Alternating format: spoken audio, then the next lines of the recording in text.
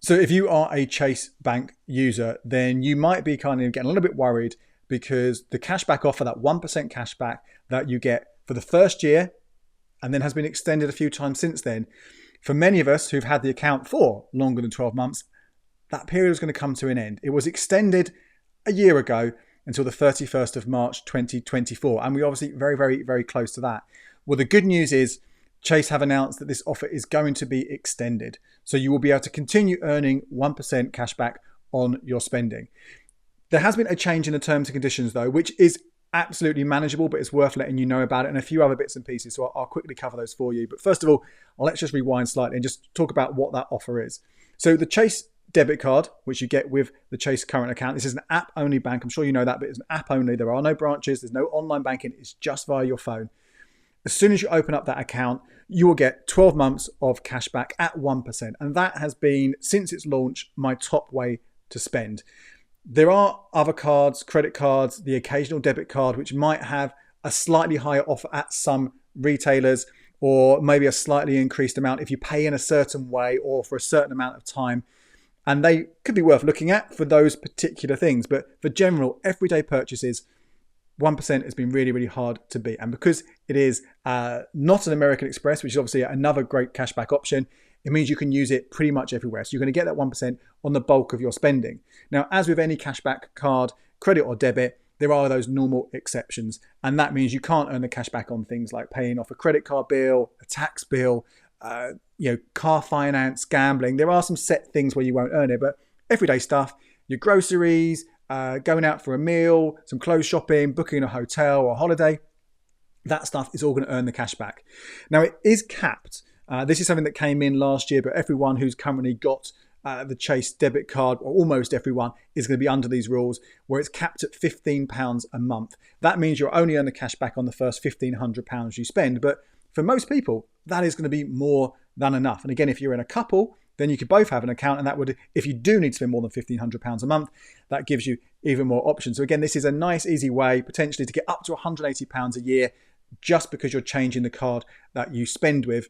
It doesn't need to be your main account either. I've been using it just as a spending account, almost as a prepaid card. I would transfer money from my main current account over every single month, and when that kind of ran out, I'd transfer more over to cover all my spending. So it's a nice way also to help with budgeting if you treated it that way. But of course, if you want to make it your main current account, you could do that as well.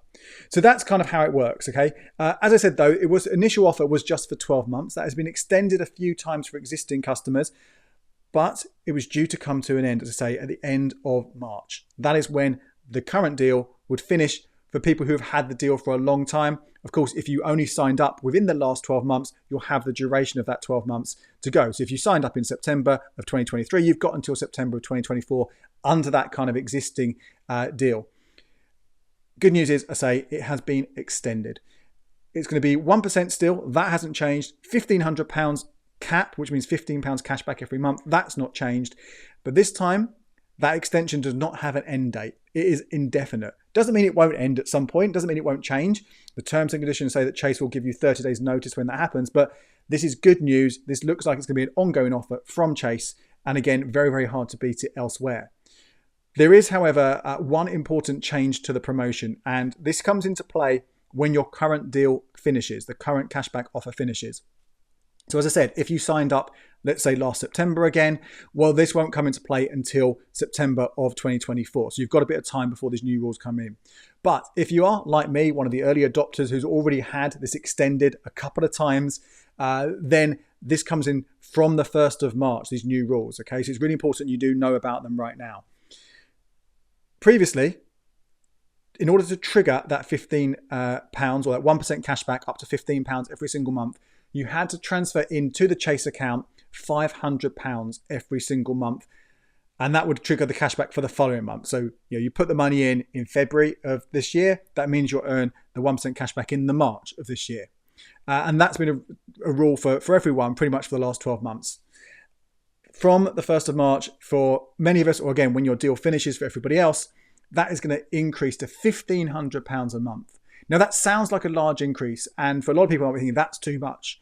However, you don't have to worry, because I've had this confirmed by Chase that £1,500 does not need to be in a single transaction. a single deposit.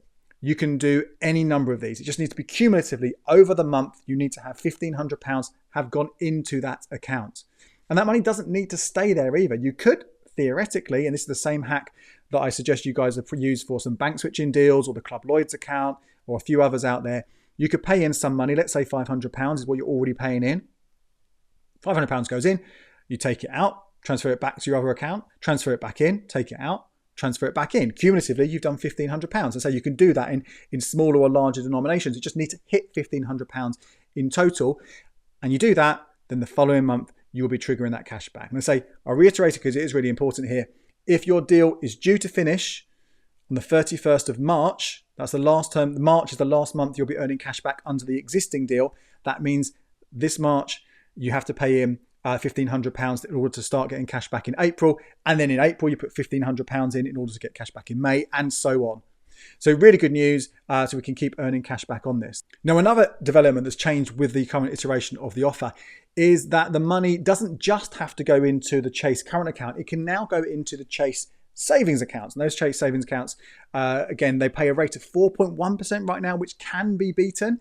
And I would normally be saying to you guys, well, do go to becleveryourcash.com/savings, where we have me and the team every day. We're updating the best buy tables, and you can find rates at least 5% on easy access, and you will get more for your money by doing that. And I would still encourage you to do that on the bulk of your savings, but you can transfer this money into Chase, maybe transfer it straight into the savings account, earn that 4.1% interest, and then when you need to spend on it, transfer it into the main account. So you're getting that a little bit more for your money while it's sitting there, rather than having potentially £1,500 at the start of the month or whenever it is, just after payday, go into your Chase account. This is assuming you're not using it as your main account anyway. Have some of it in that savings account, at least so you're earning some interest before you need to pay it. But broadly speaking, again, I think change is not going to be a problem for us because you can hack it by putting multiple amounts in.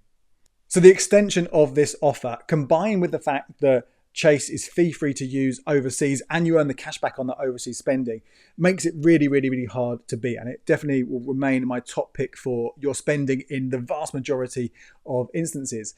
There is one major exception here, though, that is worth just reiterating for you guys in case you weren't aware. And that is if you are buying something that costs more than £100, then it's always worth considering using a credit card instead, because a credit card will give you something called Section 75 protection, which is a law that says the credit card company is equally liable if something goes wrong as the retailer. And that can come in really, really handy. That kind of extra protection. Hopefully you'll never need to use it, but it's there. Now, with any debit card, including Chase, you do get something called chargeback. And admittedly, that chargeback potentially would work on things below £100 as well. So it's certainly something to have at the back of your mind. But that is not a legal right, and you're not guaranteed to get the money back. So if you are looking at those big purchases, and in fact, if something costs more than £100, you only need to put some of it on a credit card. It could be just £1 if you want. When we got married, we put our venue, £1 of that on a credit card just to give us this protection. It's really worth doing that. And in that case, you obviously want to try and to get cash back as well. And my top picks here, there are two that I would suggest.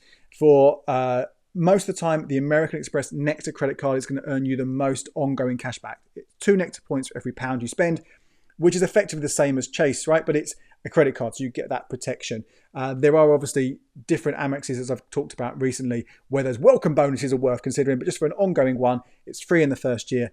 That's a great one to go for. Or the alternative one that I go for is the Barclaycard Rewards credit card. This one has a much, much lower rate of cashback, 0.25%, but it has that all-important fee-free spending overseas factor. And that's generally where I tend to use cards other than my Chase or some Amexes because I'm abroad and I need to use a credit card on things like car hire or hotel incidentals, anything like that, or that Section 75 protection abroad. And that one will kind of guarantee it without any fees getting added. Now, I will look at Chase again later this year to give you a more in-depth review because it's been a while since I've done that, along with a lot of the other big digital banks, Monzo, Starling, Revolut, places like that. So do keep an eye out for those. But in the meantime, thank you so much for watching. My name is Andy Webb. Check out these videos here for more ways to get the most from your bank.